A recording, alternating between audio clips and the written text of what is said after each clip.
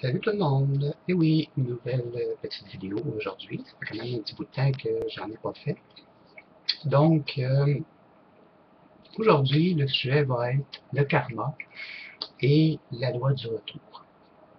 Beaucoup de gens se demandent, en fait, est-ce que notre vie actuelle peut avoir, peut être le reflet de notre vie antérieure? Bon, vous savez que moi, personnellement, je ne crois pas vraiment à la réincarnation. Cependant, je crois à la loi du retour, je crois au karma, je crois à beaucoup de choses. Est-ce que vous vous êtes déjà demandé, durant votre vie, pourquoi ça va mal? Pourquoi il m'arrive telle ou telle chose? Pourquoi je n'arrive pas à trouver, par exemple, l'amour idéal? Pourquoi je n'arrive pas à trouver un emploi qui me convient? Pourquoi je n'arrive pas à... Et pourquoi? Et pourquoi? Je suis sûr que plusieurs d'entre vous se posent la même question. J'ai vu dans plusieurs articles que c'était ce qu'on appelle la dette karmique. En fait, la dette karmique, c'est un peu comme la loi du retour. En fait, c'est, si j'ai bien compris le texte et tout ça, s'il y en a s'il y en a qui sont plus calés dans la matière, ils peuvent me corriger. Mais moi, ce que j'ai compris, c'est comme la dette de notre vie antérieure. Bon, là, vous allez me dire, OK, ça fonctionne pas, tu dis que tu crois pas à la réincarnation et tout ça. C'est vrai. Je reste quand même dans un certain doute. Parce que on m'a fait quand même réfléchir aujourd'hui avec une question de, bon, qu'est-ce que la dette karmique et tout ça, et puis, en lisant plusieurs articles, j'ai pu comprendre certaines choses. Vous savez, comme dans le groupe Le Messager de l'au-delà, j'ai répondu à une dame qui, justement, posait cette question, et puis je lui ai expliqué un peu, grosso modo, ce que moi je vivais. Donc en fait, c'est simple. Vous savez que, bon, depuis tout petit, je pourrais même dire juste que dans le ventre de ma mère, disons que ça n'a pas toujours été rose. Et ça a été, excusez-moi l'expression, mais un vrai calvaire. Euh, de ma naissance, du moins, en tout cas, du moment où c'est que ma mère m'avait en elle, aller jusqu'à mes 18 ans, c'était ce que je pourrais nommer l'enfer. Carrément l'enfer. J'ai vécu quand même une jeunesse très difficile. J'ai perdu mon père, j'avais 12 ans. Ma mère, c'était une femme qui était très contrôlante, très méchante également. Et bref, je ne rentrerai pas dans les détails, mais assez pour que j'aie de l'impact jusqu'à aujourd'hui. Et oui, encore aujourd'hui, à l'âge de 36 ans, j'ai encore de l'impact à cause de cela. De mes 18 ans aller jusqu'à aujourd'hui, c'était la même chose. J'ai été souvent diagnostiqué dépression, j'ai souvent été diagnostiqué, bon, l'hypertension, et dernièrement, il y a en fait 2 ans, on m'a diagnostiqué trouble de personnalité limite. Sans oublier que euh, j'ai passé au feu quand j'étais, bon, dans ma majorité, j'avais environ 22 ans. J'ai passé au feu, j'ai tout perdu. Euh, je venais comme tout juste de me refaire, parce qu'en fait, quand je suis parti de chez ma mère, il a fallu que je me sauve. Donc, j'ai pas pu me partir comme tout bon fils à sa mère, va partir, tu sais, puis voler de ses propres ailes. Moi, ça n'a pas été ce cas-là. Moi, c'était le cas où c'est que, à mes 18 ans, je me sauve.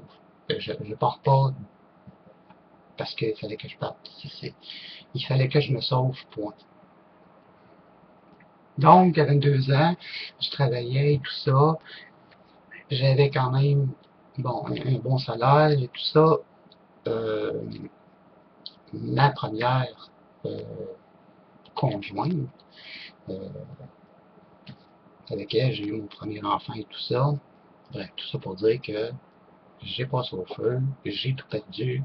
Au complet, c'était une perte totale.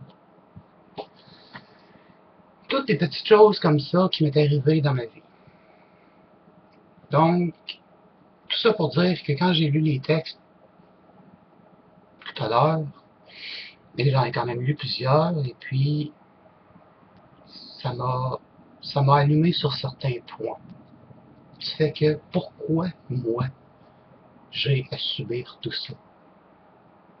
Ça n'a pas été un choix. Ça n'a pas été un choix de passer au feu. Ça n'a pas été un choix de venir au monde et d'avoir une mère timbrée et tout ça, et de perdre mon père à l'âge de 12 ans, et depuis que je ne l'ai jamais connu, et que c'est que dernièrement j'ai eu la vraie raison de son décès et tout ça. Et tout ça mis ensemble, quand je fais un retour sur ma vie au complet, bon, si j'enlève là les bons moments, ok, si j'enlève vraiment les bons moments, et pour moi les bons moments, c'est quand j'ai réussi sur un projet, c'est quand j'ai aidé quelqu'un, c'est quand je vous dirais que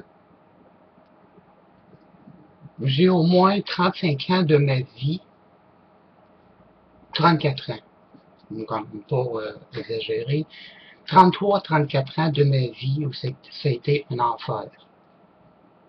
C'est plus qu'un quart de siècle. C'est énorme.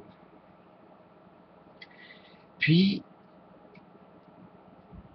comme je disais aussi tout à l'heure dans le groupe, ma façon à moi de pouvoir contrer tout ça, c'est d'aider les gens. J'ai ouvert le groupe Le Messager de l'au-delà sur Facebook et j'aide beaucoup de gens dans la mesure du possible. Parfois c'est difficile parce que, bon, il y a des points sensibles aussi que ça vient me toucher moi personnellement et il y a des périodes aussi que je dois prendre un recul face à tout ça. Parce qu'il y a quand même beaucoup de témoignages sur le groupe qui fait qu'à un moment donné, ça me touche moi. Ça me rappelle certaines périodes de ma vie que j'ai vécues.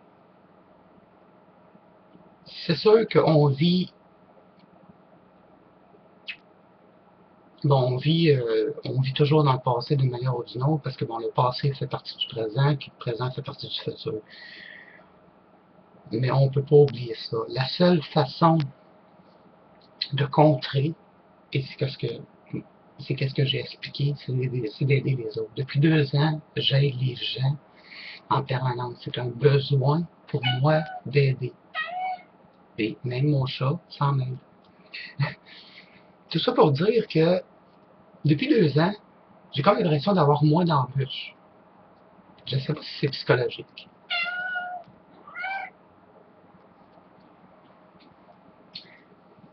Petit exemple, Bill,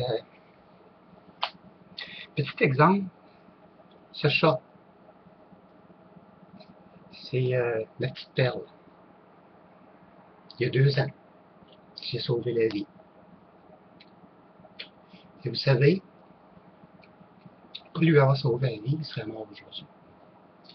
Parce qu'il y a des gens mal intentionnés qui ont pris une boîte avec des bébés chats et lui, il était dedans. Et la personne l'a mis en plein milieu de la rue, à la pluie. Il avait des cordes. Donc, quelqu'un l'a ramassé tout ça et mon ex-conjointe m'a montré sur caméra le chat et m'a dit, est-ce que tu veux un chat? Elle sait que je suis un maniaque de chats, j'adore les chats. Avoir une grande maison, je pense que j'aurais au moins 10 chats pour sûr. Opérer dégriffé, bien entendu, parce que faut oublier que les chats, ça reste quand même un animal, ça a un besoin de s'accoupler, donc pour éviter le... Bref, tout ça pour dire que je lui ai sauvé la vie. C'est banal, mais c'est ça. Il m'en est reconnaissant aujourd'hui. Il paraît affectueux, il sait que quand je vais pas bien, il s'en vient sur moi, il draine ma mauvaise énergie. C'est comme sa façon à lui de me remercier. Je sais que c'est un peu banal ce que je dis là, mais c'est juste des petites choses comme ça de la vie qui fait que tu t'aperçois que ce que tu fais, ça te revient, même si tu le demandes pas. Tu sais, il n'a pas demandé, lui, à venir au monde de ça. Tu sais, tout comme moi, je n'ai pas demandé à venir au monde. Tout comme vous, comme quiconque. Oui, il y a des gens qui vont réussir. Peut-être que dans une vie X, Y, Z, ils ont été des pauvres. Puis aujourd'hui, ils sont riches. Et c'est comme ça. J'ai pas vraiment d'explication plus... J'ai pas vraiment plus d'explications que ça. Je peux pas vraiment vous dire le fonctionnement. C'est sûr que les scientifiques vont dire, bon, c'est le hasard. Tu sais, si on se fie aux scientifiques, ils vont dire un lot de choses. Bon, c'est psychologique. Bon, t'es une personne, pas une personne à problème, mais t'es une personne qui est sujet à avoir des problèmes comme la dépression, ces choses-là, des problèmes mentaux, comme on dirait. Là. Donc, c'est pour ça que je me base pas vraiment là-dessus. J'ai une croyance spirituelle qui m'aide à avancer.